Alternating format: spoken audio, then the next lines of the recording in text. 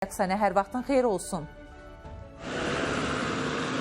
Salam Çinarə, hər vaxtınız xeyir olsun. Bəli, bugün saat hardasa 11-ə qalmış 125 sayılı avtobus, Baku-Basa məxsus avtobus idarəetmədən çıxaraq dənizkənarı Milli Parkdakı dirəyə çırpılıb və ərazidə ilə avtobusun vəziyyətindən də aydındır. Hazırda avtobusu ərazidən çıxarırlar.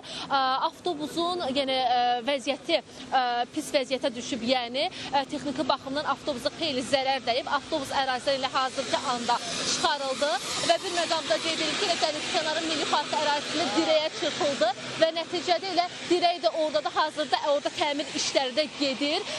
Yəni dənizkənarı Milli Park ərazisindəki ağaca çırpılıb, daha doğrusu eyni zamanda dirək də burada pis vəziyyətə düşüb və Neftçilər Prospekti istiqamətində bulvar ərazisi yaxınlığında baş verib qəza.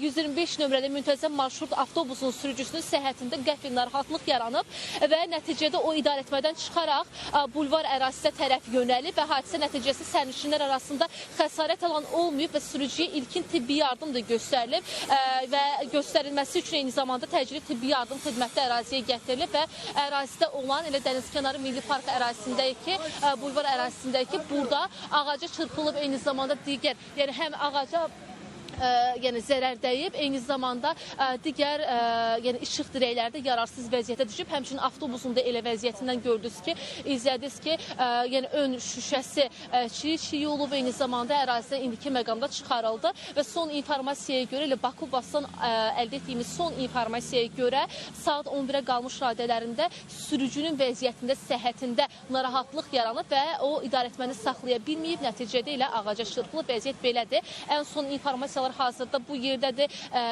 avtobus aparıldı, eyni zamanda ərazidə olan işıq dirəyinin təmir işləri aparılır. Burada mənzərə bu cürdür, çatdıra biləcəklərimiz bu qədərdir, söz yenidən sizdədir. Təşəkkürümü bildirirəm Rəqsanə məlumatı bizə ötürdüyün üçün və biz ərazidən bağlantı yaratdıq. Gördüyünüz qədərilə vəziyyət hazırda nəzarət altındadır və